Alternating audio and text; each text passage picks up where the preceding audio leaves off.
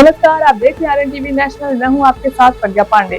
सोचिए, जब गल्फ के कई मुस्लिम देश ईरान के खिलाफ खड़े हैं, तब भी भारत के मुसलमान ईरान को आर्थिक और भावनात्मक मदद भेज रहे हैं।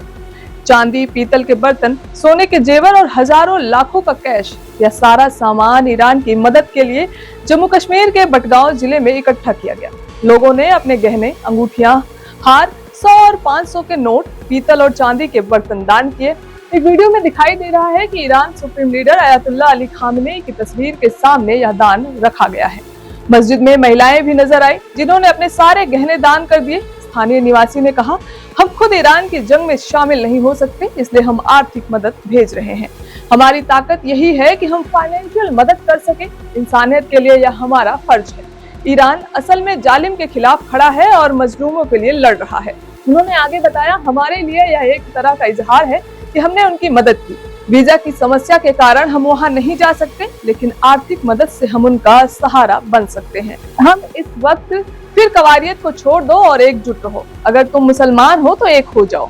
बटगांव के MLA मुंतजिर मेहंदी ने भी ईरान के प्रति अपना समर्थन दिखाया और ऐलान किया कि वह अपनी 1 महीने की सैलरी राहत कार्यों के लिए दान कर रहे हैं। उन्होंने कहा, मानवता सर्वोपरि है। इस कठिन समय में ईरान के लोगों के साथ एकजुटता से खड़ा हूँ। भारत में ईरान एम्बेसी ने इस प्रेम और सहायता को कभी नहीं भुलाए जाने वाले योग्य बताया। उन्होंने एक्स पर लिखा कि कृतज्ञता से भरे हृदयों के साथ हम कश्मीर के दयालु लोगों का धन्यवाद करते हैं, जिन्होंने मानवीय सहायता के लिए ईरान के साथ खड़े रहकर एक मिसाल कायम की।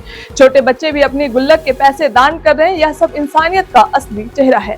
आपको याद दिला दें कि 28 फरवरी से मिडिल ईस्ट में संघर्ष जारी है। ईरान और अमेरिका इजराइल के बीच लगातार हमला हो रहा है। अब तक 1400 से अधिक ईरानी शहीद हो चुके हैं। जंग के चलते स्ट्रेट ऑफ हॉर्मुज को बाधित किया गया है, जो दुनिया के लिए अहम समुद्री मार्ग है।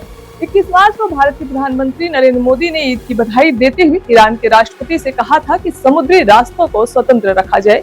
वहीं 22 मार्च को अमेरिकी राष्ट्रपति डोनाल्ड ट्रंप ने ईरान को धमकी दी कि 48 घंटे के भीतर हॉर्मुज स्ट्रेट पूरी तरह जहाजों के लिए खोल दे, नहीं तो उनके पावर प्लांट को निशाना बनाया जाएगा।